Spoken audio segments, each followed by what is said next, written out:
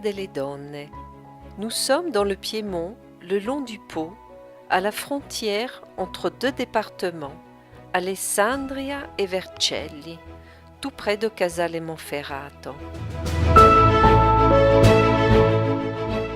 Ici se rencontrent deux territoires profondément différents. Au sud du fleuve, les collines du Monferrat, jalonnées de petits bourgs et de châteaux médiévaux. Les coteaux, parfois avec leurs pentes douces mais aussi abruptes, sont recouverts de bois, vignes et vergers de noisetiers.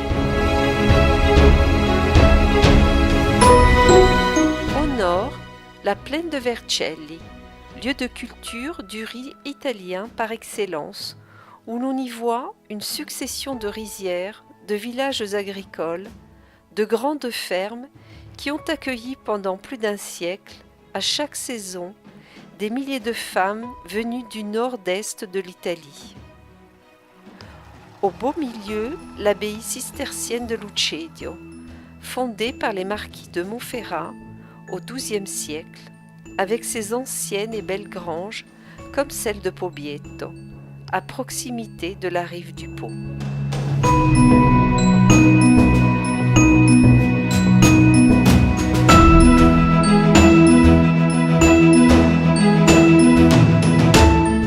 Un environnement reconnu pour sa haute valeur naturelle, où l'on y trouve par exemple toutes les espèces de hérons qui nidifient en Europe.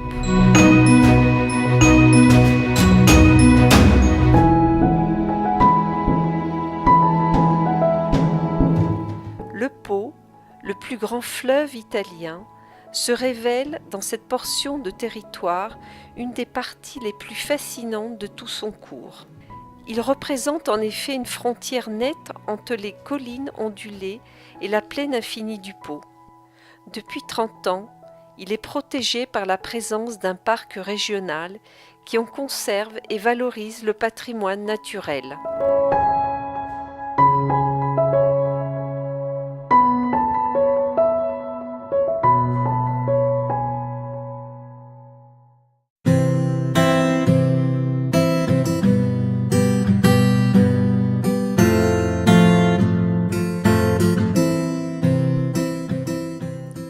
Rocca delle Donne, niché sur son promontoire qui domine le fleuve, se trouve sur les dernières collines du Monferrat, surplombant la grande plaine encadrée par les Alpes.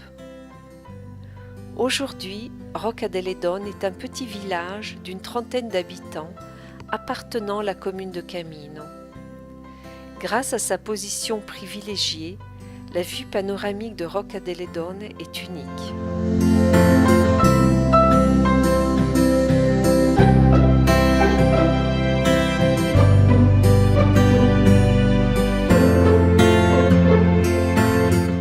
La petite église de Sainte-Catherine, l'ancienne paroisse, n'est aujourd'hui ouverte que rarement en certaines occasions. Au Moyen Âge, elle était l'église du monastère. Côté méridional de la petite église, voici apparaître la silhouette massive de ce qui fut au Moyen Âge le monastère de la Rocca.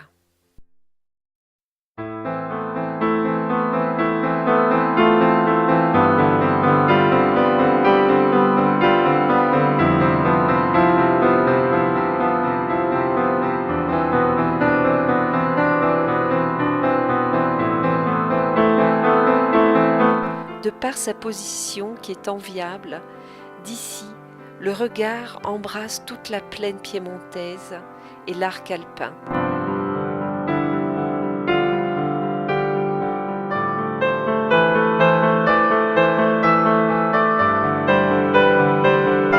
L'origine de ce petit couvent, dédié à la Vierge, n'est pas connue, mais vers 1025, l'église était déjà présente en ce lieu et appartenait à la grande abbaye de Fruttuaria.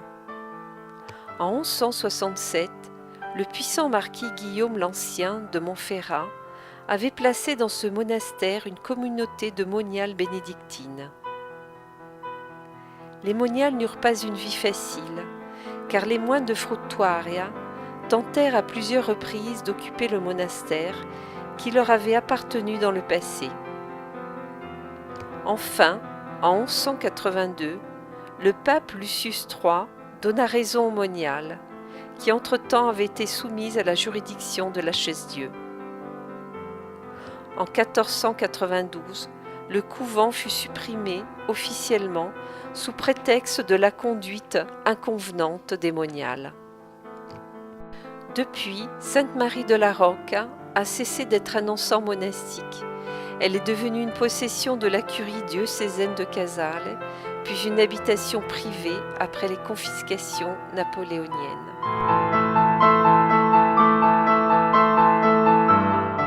Aujourd'hui, il reste des traces évidentes de l'ancien monastère, les bastions fortifiés, les meurtrières qui rappellent que le monastère n'était pas seulement un lieu de prière, mais aussi un centre du pouvoir et éventuellement de défense. À l'intérieur, il n'y a plus de mobilier de l'époque, mais les plafonds sont d'origine. Les plafonds à caissons en poutre de chêne recouvrent l'ancienne salle capitulaire. Les voûtes à croisées, en revanche, correspondent à celles qui étaient présentes dans le porche du cloître, porche qui fut englobé par la suite dans l'habitation.